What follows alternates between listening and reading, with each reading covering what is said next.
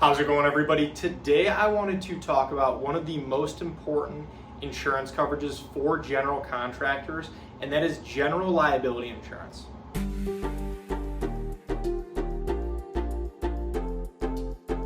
Thank you for stopping by. My name is Brian. I'm an independent insurance agent based here in the state of Michigan, Metro Detroit specifically, and I work with businesses on their commercial insurance programs as well as helping families and individuals with their personal insurance, their home, their auto insurance as well.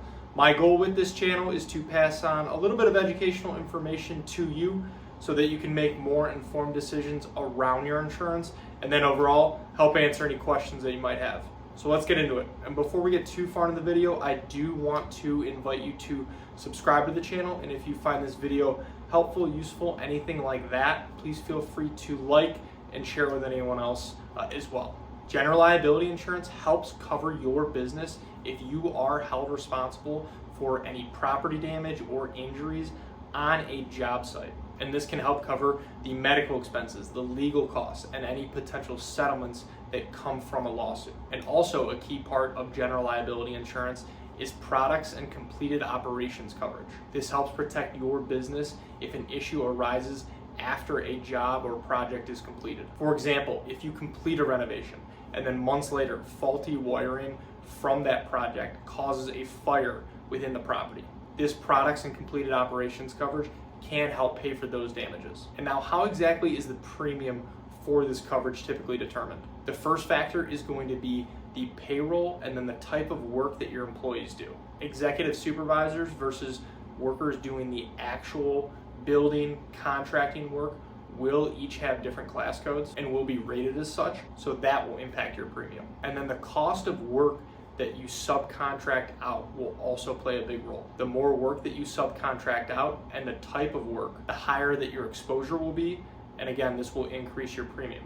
Then, to help your overall exposures and risk management, make sure that you are using a formal subcontractor agreement that has been reviewed by a legal professional for all of your subcontractors. And make sure that you do have clear insurance requirements in that agreement as well. This ensures that all of your subs do have their own coverage so that that liability doesn't completely all fall back on your business. The coverage limits for general liability will typically start at $1 million per occurrence and a $2 million aggregate limit. And higher limits are typically available depending on the insurance company you're working with. But it is common for many contractors and general contractors to look into umbrella insurance. This way, when you do have the additional liability coverage, it can sit over multiple policies, not just your general liability, so also your commercial auto and your workers' comp.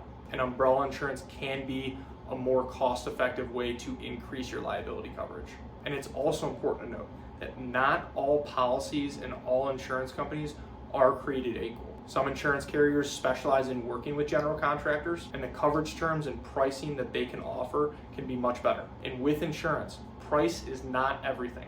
Having the right coverage in place from a stable, reputable insurance company can be invaluable. Now, what are some common mistakes that I do see some general contractors make with their general liability insurance?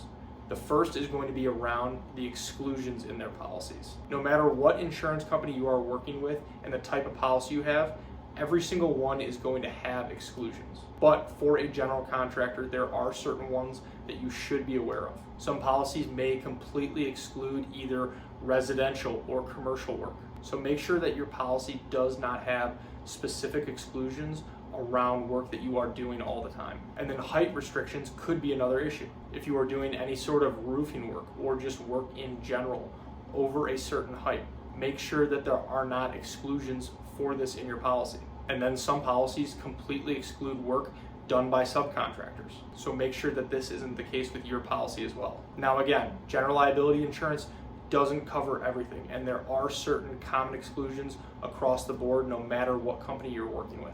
So for example, if your work is defective, your policy will not pay to fix the bad work itself, only for the resulting damage. This is where professional liability or errors and omissions insurance coverage would come into play. And this coverage can be very important, especially if you are doing any sort of design or consulting work. And depending on the insurance company that you're working with and their policy structure, Sometimes this coverage can be added on as an endorsement to your general liability insurance, but sometimes you will need to purchase a separate policy completely. Then, similar to E&O coverage, cyber liability and employment practices liability coverage will typically be excluded. But again, sometimes you can add on endorsements to your general liability policy, but depending on your operation, it might make sense to purchase complete separate policies for both of these coverages. And other common risks that a general liability policy wouldn't cover. One is going to be employee injuries. This is where your workers' comp policy comes into play. And also, most general liability policies will exclude pollution coverage. So if your work does involve any sort of hazardous materials, it could be worth looking into a separate pollution and environmental liability policy. So overall, having the right general liability insurance and risk management protocols in place as a general contractor is extremely important. So if you are looking for help with your coverage or your just overall commercial insurance program as a whole, I would love the opportunity to work with you and see if our team can help. There are a lot of ways to get a hold of me, and they should all be in the description below.